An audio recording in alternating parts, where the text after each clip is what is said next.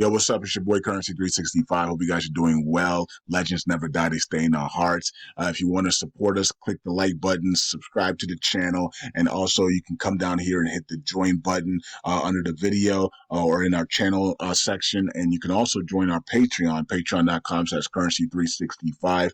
And we also have Cash App and also PayPal for support if you want to sow some seeds. Peace out. God bless. Enjoy the video and keep the movement going. Legends. Bye.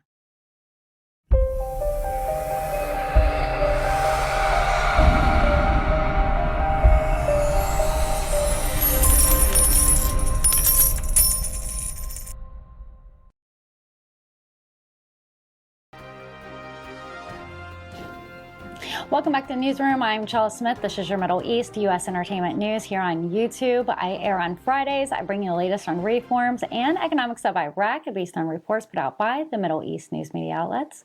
I do this weekly review and it's based off my interests. Thank you everyone for joining me. Last week we were live. This week we're back in the studio. Let's take a look at this week's headlines. Investment opportunities in Iraq's residential development has said that Iraqi's National Investment Commission has announced its first investment opportunity for a 266 dunams, 26.6 hectares of residential projects in the Chella district, with the announcement period starting from January 15th. The Iraqi Prime Minister met with 57 businesses at the meeting in Davos.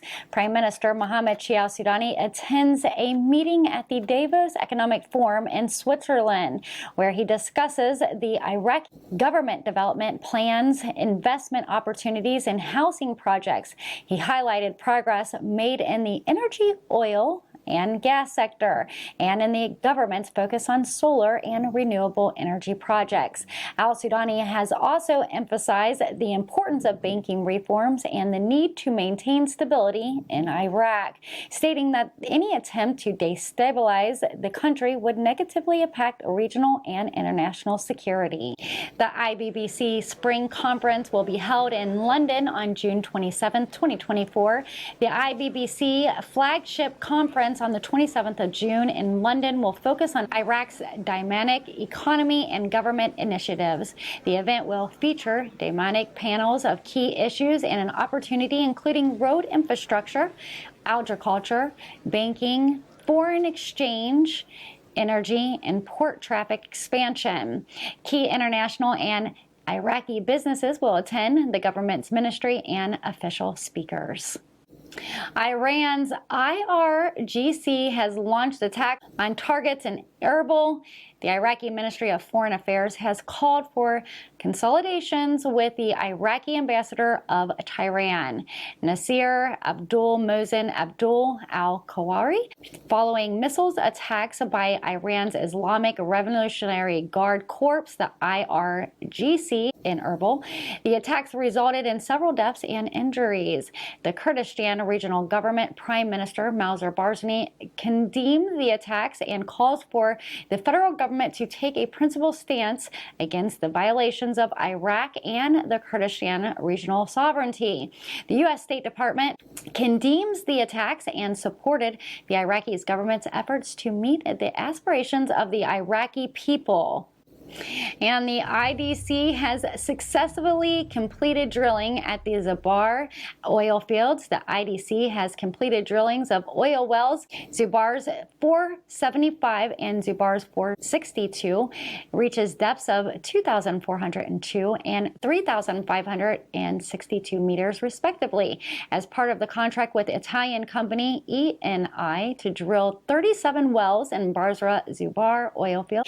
And JP Morgan Sudanese is set to open accounts for 3 private Iraqi banks. Prime Minister Mohammed Al-Sudani met with JP Morgan's regional CEO, Khalid Habala, in Davos. The meeting discussed corporations and financial fields, opening accounts for Iraqi banks, and the possibility of JP Morgan participating in electronic payment applications. They also discussed coordination technical efforts between the Central Bank of Iraq and JP Morgan. Habala expressed JP Morgan's readiness to strengthen cooperation with Iraq and the Iraqi banking sector. Iraq's financial revenues has suppressed 121 trillion dinars in 11 months. The Iraqi Ministry of Finance reported that the federal budget revenues in the last 11 months exceeded 121 trillion dinars, with oil contributing to 93% to the budget. The rentier economy remains the main source of revenues, accounting for 93% of the budget. Total revenues until November last year were 121 trillion, 214 billion, 907 million, 87,408 dinars, excluding transfer revenues. And al-Sudani and the European Bank for Reconstruction president are discussing the development of private sectors and the implementation of reforms in Iraq.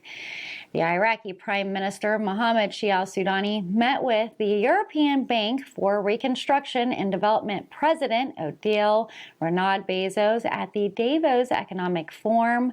The meeting discussed ways to enhance cooperation between Iraq and the European Bank, supporting the government's development plans, private sector development, and financial reforms. The meeting also explored the possibility of banking development, a work plan in Iraq, ensuring resource mobilization, and supporting unemployment youth. Investment opportunities with numerous international companies during the Davos Forum. Prime Minister Mohammed Shia al-Sudani held a meeting with 57 international companies to discuss investment opportunities in Iraq's energy, oil, and other economic sectors. He reviewed the government's economic development plans, including industrial city projects, the Al-Fa Port Development Road, and integrated oil field projects. Al-Sudani has highlighted the government's broad orientation towards gas investment and solar and renewable energy projects with Chinese and Emirati companies. He also emphasizes the importance of banking reforms and the need to strengthen regional and international security. The World Bank reports plays a critical role in accuracy, reflecting the policy of the new government in Sudan. Iraqi Prime Minister Mohammed Shia al-Sudani met with the World Bank Group President Ajay Banga at the Davos Economic Forum. The meeting discussed cooperation between Iraq and the World Bank in various economic fields, financial and banking reforms, and projects funded by the IFC. Al-Sudani emphasizes the importance of the World Bank reports reflecting the new government's policy and supporting the private sector and diversifying the economy and achieving financial stability. Banga praised the government's mobilization and development of the banking sector. Al-Sudani has been very busy this week. And Iraq plans to cease international borrowing in the current year. Iraq's government is aiming to stop loans that do not benefit the country.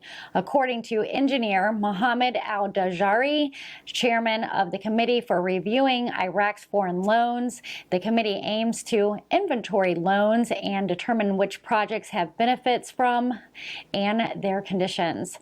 The debt, estimated at 25 billion dinars, have burdened the country for the past 25 years due to the decline in oil prices and insufficient budget. The committee's formation comes after these loans have burdened the country for the past 2 decades. The goal is to preserve Iraq's economy and credit rating globally. Iraq has returned to the World Trade Organization 14 years after its expulsion. Iraq is preparing to exceed the limits set for Iraq's goods in its return to the World Trade Organization 14 years after being expelled due to its failure to adhere to the organization meetings. The head of Saudi Arabia's mission to the World Trade Organization, Sadr al-Maqbel, visits Iraq and reviews the importance of joining the organization. Iraq's successful experiences joining the organization has led to significant growth in non-oil merchandise exports and service exports. Iraq's Ministry of Commerce stated that Iraq is taking steps to return as a strong economic player by opening relations with Arab countries and all countries. He stated that joining the organization will not replace the necessity of internal reforms, and that opening the doors to Iraqi goods and trade exchange through global controls will protect Iraq from entering the global market with its weights. Well, thank you for joining me today. You've been watching Newsroom Weekly Review. I'm Chella Smith, your Middle East to U.S. entertainment news on reforms and economics of Iraq. I bring you the latest Dinar news without having to keep up with all the different outlets. I'm here on YouTube every Friday, so don't forget to subscribe and turn those notification bells on. If you like my content, you can give me a thumbs up. If you really like my content, you can always seed a super chat or a super thanks in the comment section below. Again, thank you for being a subscriber, and thank you for visiting Newsroom Chella Smith for your trusted Dinar news. I'll see you guys next week. Take care.